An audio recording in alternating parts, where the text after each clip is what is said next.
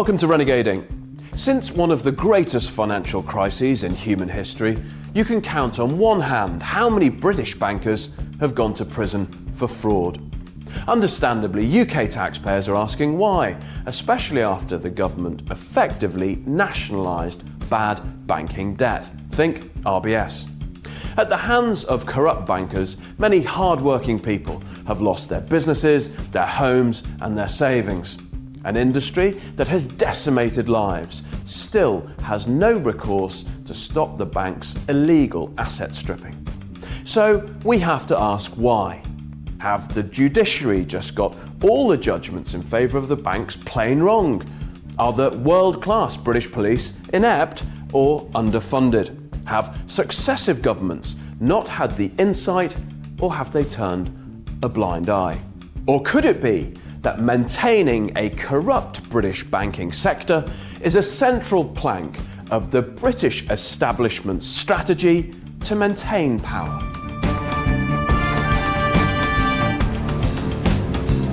Joining me to discuss the state of British banking is the financial journalist and author of Shredded, Ian Fraser, and the Police and Crime Commissioner for Thames Valley, Anthony Stansfeld.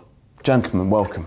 Ian, start with you. Another day, another British banking crisis, as in when the public look at the UK banking sector, they've become almost immune to the fact that we constantly see these headlines that another bank has gone rogue or another trader. Can you give us a snapshot into how you perceive the British banking system as we sit here today? Well, I think it really started to go off the rails in the 1980s. There was a combination of factors, but one of them was Milton Friedman's ethos, that basically the sole purpose of a corporation is to enrich its own shareholders. No.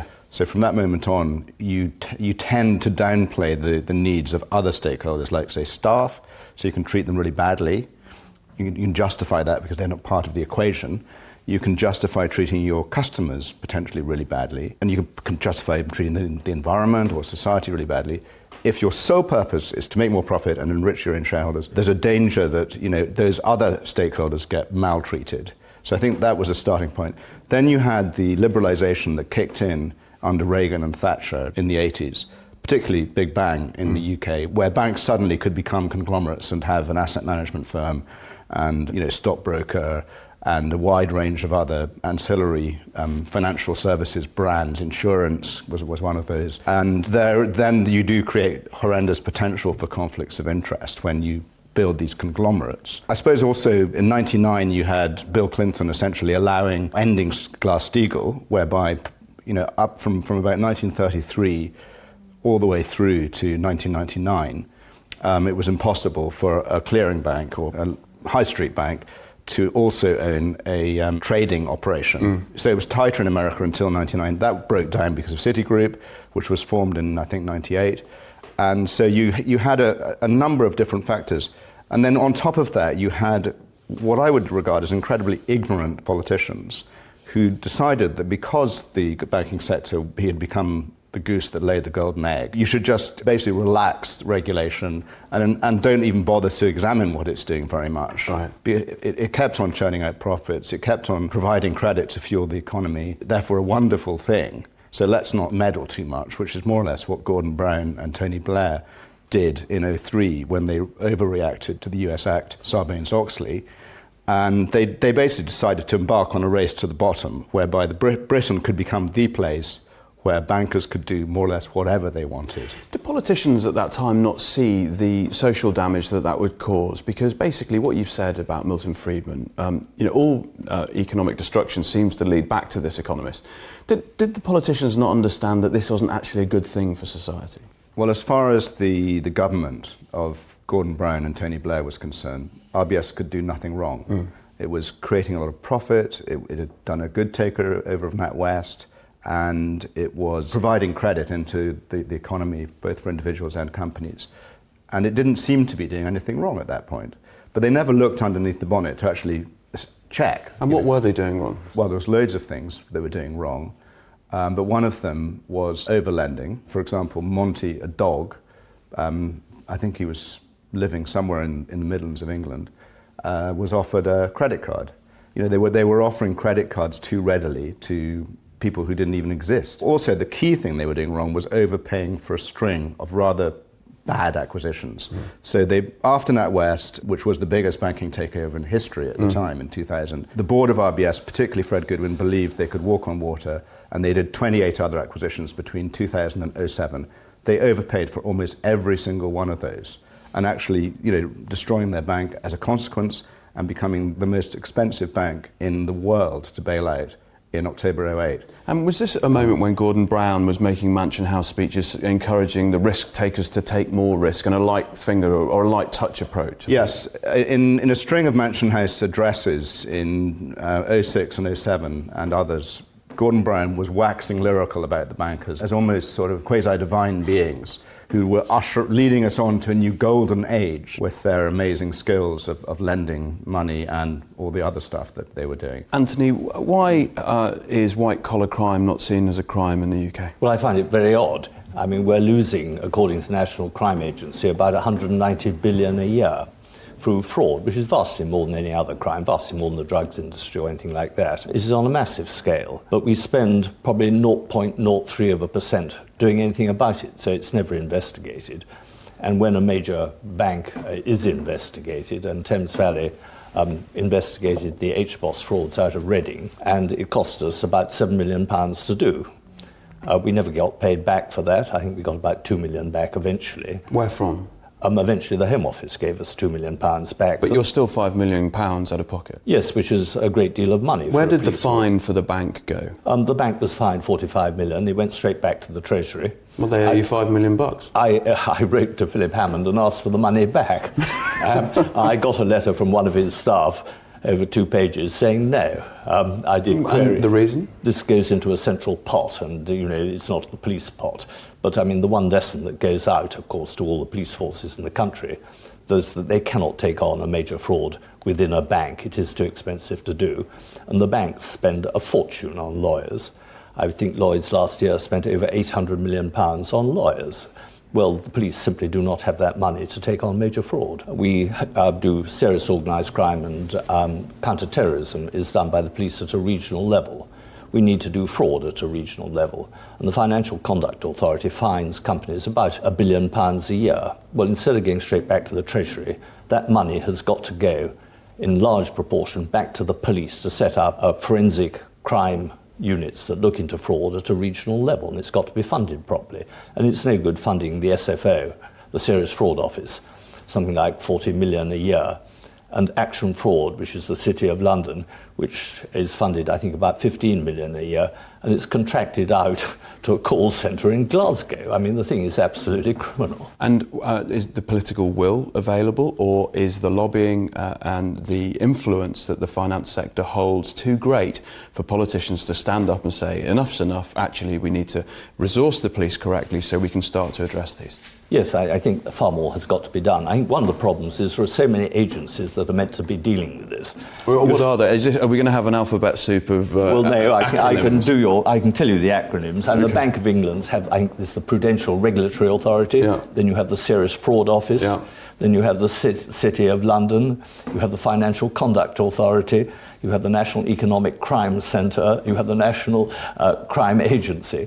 And of course, all of their responsibilities overlap each other, and they're able to shunt them around cases between each other where they never sit with anybody. Nobody follows a case through, and nobody is held responsible. And when has a major bank, other than HBOS, ever been held responsible? You must pull your hair out as a police and crime commissioner when you see all this fraud occurring and very little or no action being taken. Yes, I find it extraordinary that we don't put the money into it. And I think we have a revolving door within most of these agencies, regulatory authorities, that are meant to do something about it. There's a revolving door with the banks and the accountancy companies. And so a lot of the people who work for these ones come straight out of a bank and go straight back to a bank. There's a classic case about it at HSBC where the guy who was supposed to be investigating the store card in arrears fraud that Nicholas Wilson has been highlighting for many years now, waltzed straight into a senior job within HSBC. I don't know what his exact title is, but he's in the sort of department that oversees crime. The classic one is the senior partner of KPMG. Yes. When they audited the HBOS accounts and managed to overlook a fraud of the best part of £1 billion and a hole in the accounts that was approaching 40 billion, his next job was chairman of the Financial Conduct Authority. The chairman of Lloyds, when this was going on, and they took over HBOS, went on to be chairman of the Financial Reporting Council, keeps an eye on auditors. So you've got two people who presided over two of the most negligent institutions, or potentially partly fraudulent institutions, were asked by the government, because the government appoints these people, to run the main body for policing corporate governance and accounting standards, the FRC, and in the other case to run the Financial Conduct Authority, which is supposed to police misconduct in the financial sector. It's a joke. Well, I think in America and Australia, they have gone a great way to sorting this out. But why have the British been so very feeble about this? I think, we say the government. I don't think it's the government. I think it is the establishment that is very keen not to investigate itself sometimes. And how do you make the differentiation then between the government and the establishment? Well, I think if you're a minister and you go into your new department and you're briefed by all your civil servants, and this is especially true of the Treasury, they are the experts. You won't know anything like as much as they are. They will be advising you on what to say and what to do. They'll be giving you your briefs to say in Parliament and everything. And the trouble is you go native very quickly. It's very difficult not to. And I think the people within establishments like the Treasury, of course, will go and work for the banks afterwards. And, this is their future for a lot of them, whether it's the Financial Conduct Authority or the Prudential Regulatory Authority working for the Bank of England. So there is this sort of revolving of people within the system that will not hold itself to account. I think what you say is very true, because when Lord O'Neill left Goldman Sachs to join the Treasury as a minister, he said he felt at home. There were so many investment bankers there. The Treasury, HM Treasury, in one horse guards, was basically, in his view, dominated at the civil service level and to some extent ministerial level by ex-investment bankers.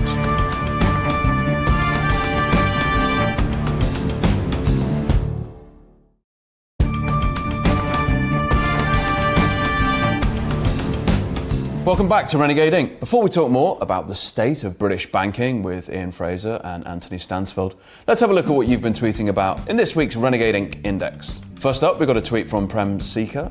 Corruption Inc. Representatives of a government-owned bank, guess which, are suspected of forging signatures on court documents in repossession cases. The issue has been highlighted by Police Commissioner Anthony Stansfeld. The FCA and government have done nothing. It must be pretty frustrating for you, this. Well, I went up, the documents have all been handed, I gather, the Financial Conduct Authority. I think it's probably 6 volumes weighing about 30 pounds. I had to carry them. I very much doubt if anything will be done about it. They've done nothing about any of the other documentation they've been given, and the classic one, of course, is the extraordinary report written by Sally Marston, the Turnbull Report, which they have sat upon now for 5 years. Next, from George Caravan.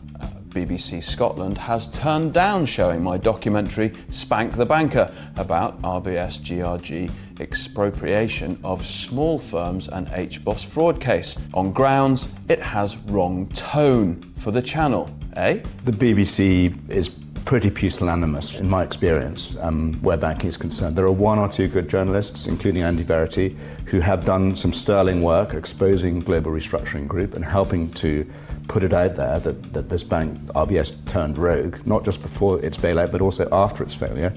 But as a general rule, they are pretty weak where banking is concerned, I'm afraid. Next, from a guy called Ian Fraser. You sold your soul to the devil for sex, bling and swag.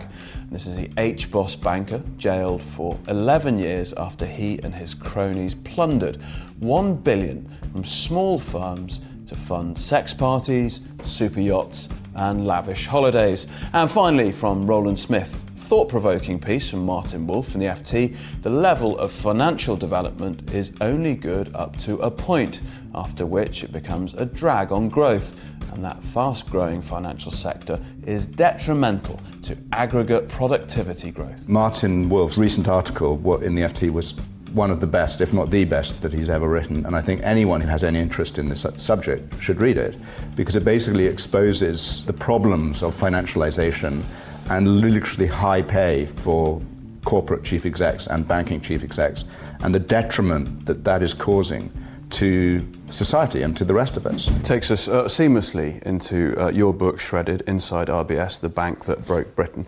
Mr. Wolf says, read it and weep. So he's obviously read it, and it's probably inspired what he's knocking out. Pitch it to us. Why should we read it, and is it going to invoke tears? Well, obviously I wrote it. I'd recommend that everybody should read this book. We had an out-of-control love-in between New Labour and the banking sector, which culminated in the banking crash of '08, which was also caused by other things going on in the banking system, like CDOs and et cetera in the States. But what that has caused is it's caused immense problems for the UK in terms of the amount of debt in the system, the subsequent maltreatment of companies by RBS, which has been appalling through its global restructuring group, but also the need for austerity. The Osborne, it wasn't necessary, but you had Osborne and Cameron decided to implement fairly harsh austerity from 2010 onwards, and I don't believe that would have been necessary if we hadn't had an out-of-control, too-big-to-fail banking system, which did fail in '08. Shredded, the new edition.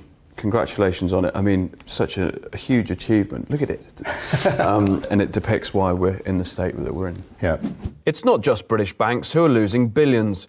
UK citizens are financially compromised too, whether it's fraud, PPI mis-selling, or document forgery and asset stripping. The cumulative effect of all these practices costs millions annually and result in a corrosive loss of trust with customers. My name is Trevor Meelan. I'm a victim of Lloyds banking fraud. We've got a group now of 110 victims, and we're sharing information about the frauds that Lloyds are doing. What happened to me, my background, I had a property technology business. I've been in property for about 30 years. I had local estate agents. My family were local farmers as well. Lloyds approached us with an expansion loan. We cashed in several of our investment properties to expand the business. Lloyds said that we'd be applicable for a 200k EFG loan, enterprise finance guarantee. When we got to 85,000, Lloyds pulled the rug, and we soon found that we slipped from 6-7% interest up to 26% interest. We then found further loans that we'd not had, and this one here shows a secure loan, 250k, sort code, account number, open. We never had this. Lloyds are using customers' signatures and their identities to raise debts that people have not had, and then once they've done that, they're then closing in on customers with big lawyers, big solicitors, and they're conning them. They're taking them to court and they're asset stripping them. They're also abusing the land registry because they're placing originator charges which they don't update, and that's a really big thing. And Lloyds are using the land registry charge as a fraudulent instrument into the courts, stealing properties, and people don't know a thing about it. We're now getting a lot of customers that have been with Lloyds for decades, and they're now closing accounts, they're going elsewhere, they're asking Lloyds for comments, and they're refusing to answer. But there are definitely a lot of concern out here, and this is going to cost Lloyds millions and millions. So we're now at a stage where, you know, we've got great evidence that show the fraud. Hopefully Lloyds are going to remediate. Victims are on about the BBRS scheme, but today that's not fit for purpose because it only allows a very small percentage of people to go in it. But our thing is we keep fighting away like this. There's more and more protests happening, and when we get compensated and remediated, we can then get back to living our lives, give our kids what they've missed out on due to these, and think what we're going to do, whether it's another business or whatever it is. I was an advisor to the government on money laundering, to the Treasury. Lloyds Bank are criminally asset stripping customers through bait and switch, and then in breach of the 2006 Fraud Act. We're now working with the Police Crime Commissioner of Thames Valley, who has jailed 6 Lloyds bankers. More now need to go to jail. We asked Lloyds Banking Group about the allegations made by Mr. Meelan. This was their response.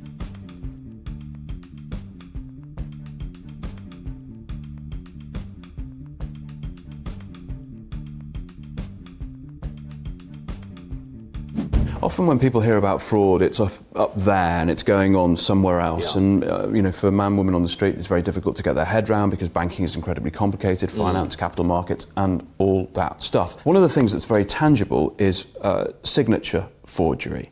And you know a lot about this and about the sort of endemic practice that's going on at the moment. Tell us about it. Yes, I mean, the banks are forging documents that go to judges and go to courts, and the signatures on most of the documents are not the signatures of the people they purport to be. And this has gone on an industrial scale. And the trouble is you will get one signature with any number of different names, or the same name with any number of different signatures. And it's not just the bank forging their own people's signatures, but they're also forging their customer signatures, and they've also been forging their actual bank statements. So you can get two sets of bank statements, and they are the same bank statement, the same sort code, the same individual, with completely different figures on them. But it's not just the banks that are milking the system. Right. It is being milked absolutely disgracefully by the main accountancy companies, by some of the legal practices, by some of the major land agents. Properties are being sold off when they have proper values. They're being sold off at a quarter or half their value to their cronies. I mean, this is fraud right across the board. And because the bank has guaranteed the loan and has securitized it, it usually gets back the money twice from a company. Once from the insurance that it has put on the loan, and once when it sells the assets at half their value, and the other half is stolen by the cronies. So it is fraud as a business model. Yeah, I think there was the most extraordinary report written by a lady who worked for Lloyds called Sally Marston, called the Turnbull Report. And it was written in 2013, the bank got in 2014. It was commissioned by their head of audit and risk, though the bank denied that for several years. So they commissioned the report? Yes. And then denied the report? Absolutely denied they commissioned it. Sally Marston was promptly sacked, but the report laid out over about 155 pages, quite clearly, what had been going on in the bank, the fact that they went ahead with massive rights issues running into many billions of pounds on knowingly fraudulent accounting, and also they'd overlooked a £1 billion fraud. And it lays out the people involved, and it also lays out quite clearly the companies involved. Now, that report was sent to the Bank of England in 2014, and it was sent to the Financial Conduct Authority at the same time, and they've sat on it. Nothing was done about it. They've still sat on it. And what is worse, Sally Masterton, who was sacked from her job, has eventually, the bank, kicking and screaming, has had to pay her compensation and has admitted very reluctantly that they did commission the report. But the fact that the report is substantiated, they absolutely deny. How does this, Anthony, from your point of view, how does this logically conclude? Because if we continue down this track, it's very clear that the real economy in the UK is going to just get hollowed out. More and more victims of fraud are going to be disenfranchised. And ultimately, if you come to Martin Wolf's piece in the FT, liberal democracy is at threat because the finance sector is going to eat up everything in its path. Yes, I mean, it's critical that we have an honest banking system. We don't need new rules and regulations. There are plenty of rules and regulations in place. What we need are the rules and regulations enforced. And where the failure is coming, that the regulatory authorities are totally failing to enforce the rules that are in place. And it's critical we have a good banking system, but we've got to have an honest banking system. And at the moment, I don't believe that is the case. And until you've got that, you can't have a banking system that's calibrated to serve the real economy. No, you can't, yeah. So ultimately, real enterprise commerce dies at a time when austerity is raging. Yeah. Yes, I mean, I don't think all the banks have been doing this. I think it is some of the banks have been doing it, and they need to be brought to book. And I think we need, and it's not just the banks, it's the accountancy company and the legal practices that support them. And I think where criminal action has taken place, and I believe it has, then we should be using the criminal law to prosecute them. There have been 6 parliamentary debates about this. And every one of those debates, all the political parties, all 6 or 7, were represented at those debates. And it's the one time that every single MP agreed across party lines that something has gone badly wrong and something needs to be done about it. Right, so at last we've got some kind of cross-party... Yes, all the parties agree on this. Opinion. The worry is that the Treasury Minister then gets up and bats it all into touch. I've actually been going to those debates for 10 years. The first one I went to was in June 2009, and it was about HBOS. And it was powerful. Every single MP was describing how their constituents had ended up being turfed out of their homes, more or less, by the bank for no reason. They hadn't done anything wrong. And it was, real horror stories that you were hearing from all the MPs in the debate. But at the end, the Treasury Minister comes in, doesn't seem to have really acknowledged at all the seriousness of what's been going on, and just says, oh, well, we can't do anything at the moment because we're waiting for a Financial Conduct Authority I mean, you need a yes investigation. minister moment where the minister gets up and says, I've listened to what you said, and you're absolutely right. We need a full public inquiry into what has gone wrong. And he'll go back to the Treasury and be incredibly unpopular.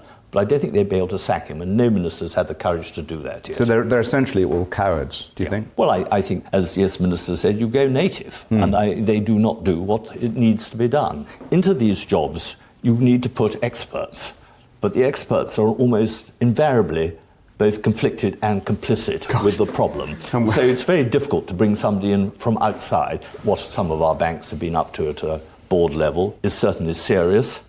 It's certainly organised, and it's certainly criminal. So why don't we treat it as a serious organised crime? Anthony, Ian, thank you both very much for your time. That's it from Renegade Inc HQ this week. You can drop the team a mail, studio@renegadeinc.com, or you can tweet us @Renegade Inc. Join us next week for more insight from those people who are thinking differently. But until then, stay curious.